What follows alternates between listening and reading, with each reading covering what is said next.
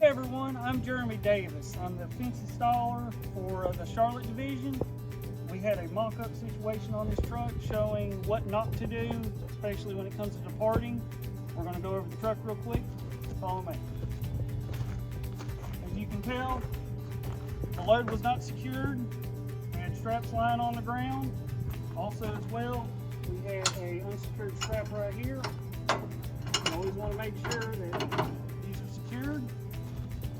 We had toolbox left open so that tools may potentially fall out onto the road, hit pedestrians. We had a breaker bar that was sitting right here that could potentially cause harm, as well as we had loose gravel lying on the back of the truck as well. Let's go ahead and take a look inside the cab. It's definitely a lot cleaner.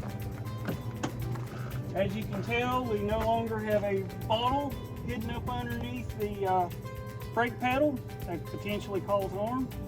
We do no longer have a hard hat laying on top of the screen. It was blocking the mirror on the other side that you need to be able to see. We no longer have trash in here. Everything's put up in their place. There's no loose tools lying around. We have them placed in the bins like they're supposed to be. And any clamps or any other fence-based materials and equipment has already been put up as well.